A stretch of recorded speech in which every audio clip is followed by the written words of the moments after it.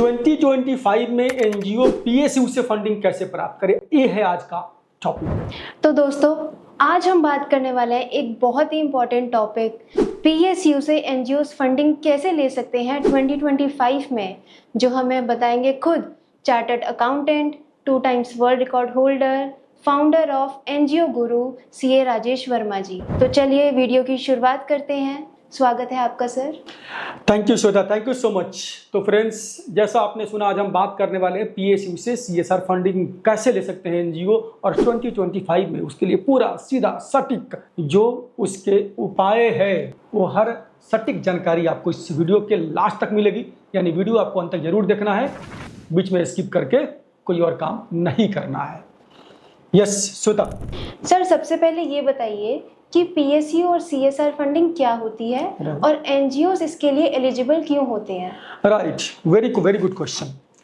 तो हम सबसे पहले बात करेंगे पीएसयू के बारे में कि पीएसयू होता क्या है। PSU means public sector undertakings, यानी ऐसी अंडरटेकिंग्स, ऐसे ऑर्गेनाइजेशंस जो कि डायरेक्टली गवर्नमेंट के द्वारा ओन्ड है या फिर गवर्नमेंट से कंट्रोल्ड है। यानी जिस कंपनी में, जिस अंडरटेकिंग्स में गवर्नमेंट का शेयर होल्डिंग 51% से ज़्यादा है, वो कंपनी क्या हो जाएगी? That undertakings will become PSU. और यहाँ पर पीएसयू यानी ऐसे पीएसयू जिनका जो सीएसआर के क्राइटेरिया में फॉल करते हैं। जैसे जिस कंपनी का net profit more than 5 crore से, नेटवर्थ मोर देन 500 करोड़ से, और जिसका टर्नओवर मोर देन 1000 करोड़ से, उनको अपने लास्ट 3 ईयर्स के एवरेज नेट प्रॉफिट का 2% एज ए सीएसआर स्पेंड करना पड़ता है। और सीएसआर तो आप सभी जानते ही हैं, सीएसआर मतलब जो कंपनियां समाज के प्रति अपने दायित्व के रूप में खर्चा करती है पैसा, उसको बोलते हैं कॉर्पोरेट सोशल रिस्पॉन्सिबिलिटी फंड। अब यहाँ पर सवाल अभी श्वेता आपने एक पूछा था जी सर कि एनजीओ को क्यों मिलती है सीएसआर, पीएसयू एनजीओ को फंड क्यों करती है। अब यहाँ पर सीएसआर की बात करेंगे। सीएसआर एक लीगल ऑब्लिगेशन है कॉर्पोरेट्स के लिए। जो भी पीएसयूज है जो इस क्राइटेरिया में फॉल करते हैं, उनके लिए सीएसआर स्पेंडिंग उनकी एक लीगल ड्यूटी, उनको करना ही है। अब जो समाज सेवा के काम है, वो समाज सेवा के काम करने के लिए या तो कंपनी खुद ही करे, तो बेहतर कंपनी क्या समझती है? एनजीओ का ग्राउंड में रीच होता है, एक एनजीओ का ग्राउंड लेवल पे पकड़ होता है, एक एनजीओ ग्राउंड लेवल पे काम कर रही होती है, तो एनजीओ का जो रीच है वो काफी वाइड होता है और समाज सेवा के काम ही कर रही होती है। तो इसीलिए पीएसयू क्या करती है कि पीएसयू जो अपना सीएसआर स्पेंडिंग का अमाउंट है, वो अमाउंट ट्रांसफर करती है सीएसआर फंड के रूप में एनजीओज को, और वहां से एनजीओ उनको समाज सेवा का काम करके रिपोर्ट करती है। Right, okay sir. दूसरा क्वेश्चन मेरा ये है कि अगर किसी एनजीओ को पीएसयू फंडिंग लेनी हो 2025 में, तो उसके पास क्या क्या कंप्लायंस होने चाहिए? राइट, देखिए सबसे पहले आपको जानना पड़ेगा कि पीएसयू चाहती क्या है। पीएसयू चाहती है कि जो भी पैसा वो दे रहे हैं सीएसआर फंड के रूप में, उस पैसे का प्रॉपर इम्पैक्ट उससे क्रिएट हो, इम्पैक्टफुल तरीके से उसका काम हो। अब जो आपका सवाल आपका था कि आखिर एनजीओ को इसके लिए क्या तैयारी करनी है, क्या कंप्लायंस पूरा करना है। तो सीएसआर फंड लेने के लिए एनजीओ का 3 ईयर्स 3 साल पुराना होना आवश्यक है। एनजीओ के पास सेक्शन 12A या फिर 1023C और एटीजी का रजिस्ट्रेशन होना कंपलसरी है। NGO must be registered in CSR. उसके लिए जो ECSR1 फॉर्म है, वो फॉर्म फाइल करके आपको सीएसआर सर्टिफिकेट लेना पड़ेगा। और साथ में जो जरूरी है, 3 साल पुराना होने से काम नहीं चलता। इसका मतलब यह है कि आपको 3 साल काम करने का अनुभव है। जिस भी काम के लिए अप्लाई करना चाह रहे हैं, उस काम का आपके पास 3 साल का अनुभव है, और लास्ट 3 ईयर्स का आपने जो भी एनुअल कंप्लायंसेज है, audit, annual report, income tax return, ये सब कुछ किया हुआ है। और मैं पुनः बोलूँगा कि आपके संस्था का, आपके एनजीओ का डिजिटल प्रेजेंस होना आज के टाइम पे अनिवार्य है। अगर आप ये रिक्वायरमेंट पूरा करते हैं तो आप पीएसयू से 2025 में सीएसआर फंड लेने के लिए आप एलिजिबल है, आप आगे बढ़ सकते हैं, फंडिंग ले सकते हैं। सर सबसे बड़ी दिक्कत जो एनजीओस को होती है, राइट, वो प्रपोजल लिखने में होती है। तो आप क्या टिप्स देना चाहेंगे उन लोगों को एक परफेक्ट प्रपोजल के लिए? देखिए, एनजीओ की बात करेंगे और खास करके सीएसआर प्रपोजल की बात करेंगे, तो सबसे मेन गलती क्या होता है कि लोग क्या करते हैं कि एक फॉर्मेट कहीं से किसी कंसल्टेंट से बनवा लिया, उसी फॉर्मेट को ले जाके हर जगह दे रहे होते हैं। ऐसे काम नहीं चलने वाला। आप जिस भी पीएसयू में अप्लाई कर रहे हैं उस पीएसयू का सीएसआर ऑब्जेक्टिव क्या है, वो पीएसयू किस काम के लिए फंडिंग दे रही है, और उस पर्टिकुलर सेक्टर में जो आप आगे काम प्रपोज करेंगे। तो सबसे पहली बात आती है कि प्रॉब्लम स्टेटमेंट, कि एग्जैक्टली वो कौन सी समस्या है, कौन सी प्रॉब्लम है जिसको आप सोल्व करने जा रहे हैं, उसका सॉल्यूशन का तरीका क्या होगा आपका, how you are going to solve that. उसके बाद जो आप सॉल्यूशन करेंगे उसका इंपैक्ट क्या आने वाला है, समाज पर उसका प्रभाव क्या पड़ने वाला है, दैट इंपैक्ट स्टेटमेंट आपका होना चाहिए। वो इंपैक्ट मेजरमेंट कैसे करेंगे, that also you have to show there. और इसके बाद सबसे मेन बात आती है बजट, कि आपके जो भी ये काम करने वाले, एक्टिविटी करने वाले हैं, उसका क्या बजट होने वाला है, बजट विद टाइमलाइन, कि जो भी आप काम करेंगे उसका समय सीमा क्या होगा, टाइमलाइन क्या होगा, कब कब कौन सा एक्टिविटी आप करने वाले हैं। एंड लास्ट जहां पर एनजीओ चुक जाते हैं, जहां पर एनजीओ गलती करते हैं, वो है सस्टेनेबिलिटी प्लान। साहब, आपको फंडिंग तो मिल जाएगा, फंडिंग मिल करके आप काम कर देंगे, यानी फंडिंग मिला, आपने काम कर लिया, लेकिन उस काम के बाद में क्या, सपोज आपने किसी को ट्रेनिंग प्रोवाइड कर दिया, व्हाट आफ्टर दैट, फंडिंग तो खत्म हो जाएगा काम के बाद में, तो उसके बाद में जो आपका ये वर्क है, जो एक्टिविटी है, वो कैसे सस्टेन करेगा, उसका सस्टेनेबिलिटी प्लान क्या है आपके पास, वो आपको देना पड़ेगा अपने प्रपोजल में।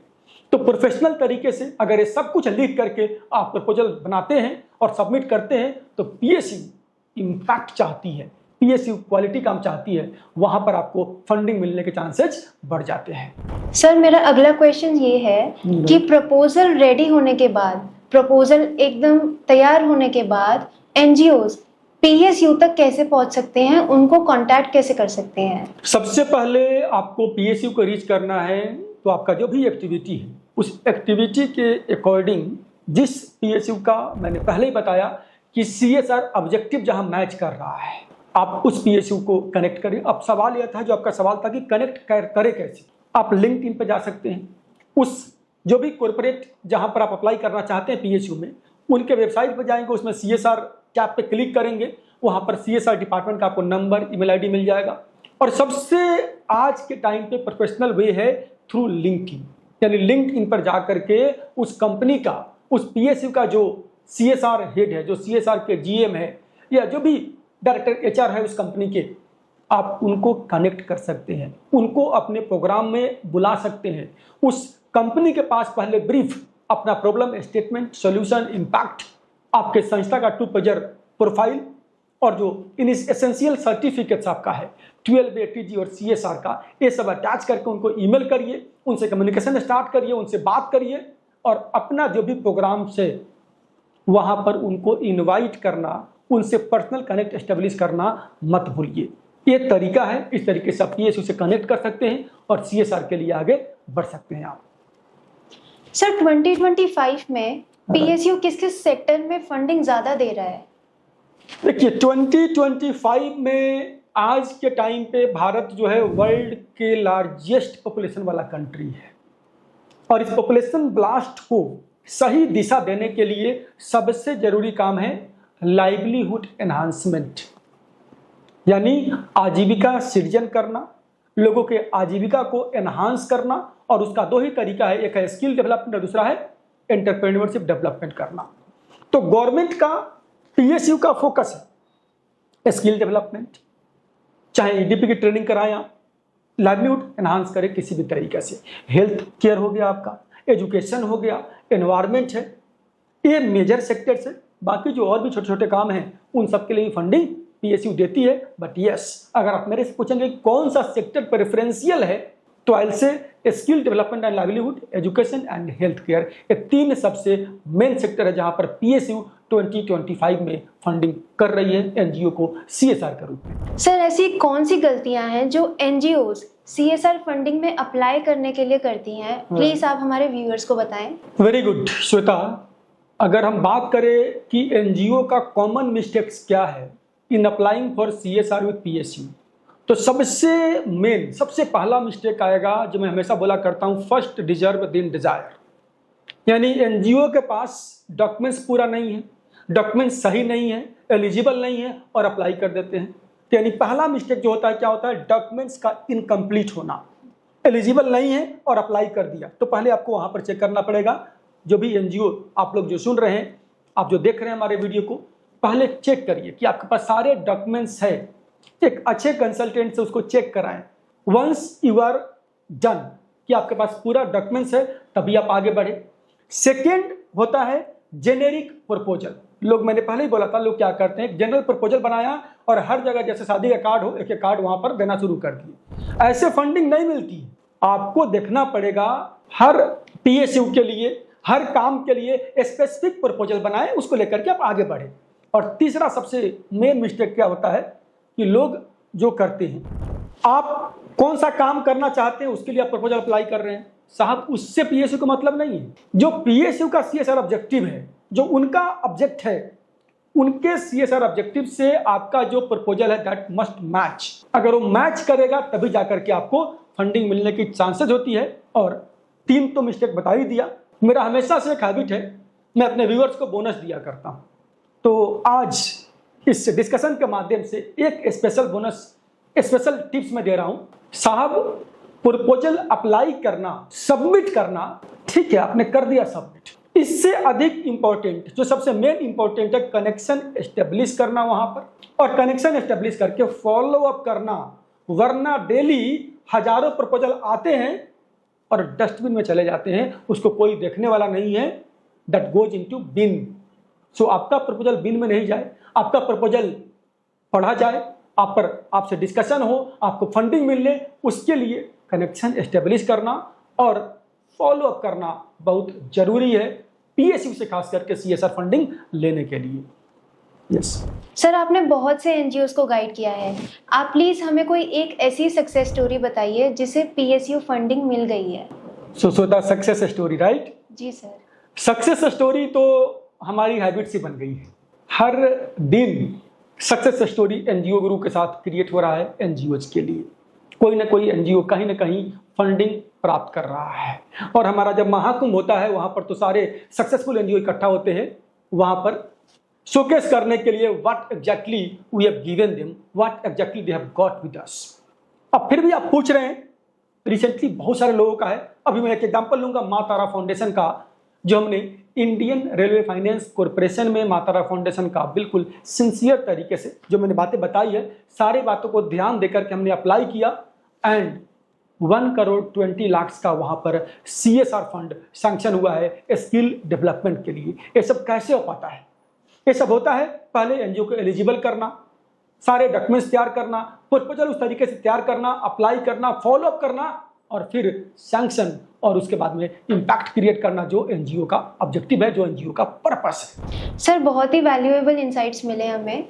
सर, आपका कोई फाइनल मैसेज हमारे एनजीओ व्यूअर्स के लिए? देखिए, मैं हमेशा एनजीओ को यही बोला करता हूं कि अगर आपका पर्पस जेन्युइन है, आपके डॉक्यूमेंट्स जेन्युइन है, आप सही तरीके से प्रपोजल, सही जेन्युइन लोगों से प्रपोजल ड्राफ्ट करके अप्लाई करते हैं, तो आपको सफलता मिलेगी, आपको फंडिंग मिलेगी। फाइनल लाइन जो मेरा होगा, don't wait, don't wait, prepare, present and pursue. यानी ये 3P अपना लीजिए, प्रिपेयर, प्रेजेंट एंड परस्यू। आपको सफलता मिलेगी, आपकी एनजीओ एक स्ट्रगलिंग एनजीओ से सक्सेसफुल एनजीओ में ट्रांसफॉर्म होगी। बाकी तो हम बैठे हैं आपके लिए, जब आप आए, जुड़े हमसे और साथ ही मिलकर काम करते हैं। दोस्तों, ये थे सीए राजेश वर्मा जी के पावरफुल, इम्पैक्टफुल वर्ड्स जो आपके स्ट्रगलिंग एनजीओ को सक्सेसफुल एनजीओ में बदल सकते हैं। अगर आपको ये एपिसोड पसंद आया हो तो प्लीज़ लाइक करें, शेयर करें और कमेंट में फंडिंग लिखें, और हमारे चैनल को सब्सक्राइब करना मत भूलना ताकि आपको लेटेस्ट अपडेट्स मिलते रहें। और हाँ, हमसे जुड़ने के लिए या सीए राजेश वर्मा जी से 1-to-1 मीटिंग के लिए, सेमिनार के लिए या लाइव क्लास अटेंड करने के लिए हमें आज ही कॉल करें स्क्रीन पे दिए गए ऑफिशियल नंबर पर, ताकि हम आपके स्ट्रगलिंग एनजीओ को सक्सेसफुल एनजीओ में कन्वर्ट करने में हेल्प कर सकें। वीडियो पूरा देखने के लिए बहुत बहुत धन्यवाद। हम आते हैं अगली वीडियो में ऐसे ही एक इम्पैक्टफुल एंड स्ट्रॉन्ग कंटेंट के साथ जो आपके एनजीओज़ की दिशा को बदल सकता है। Thank you so much for watching.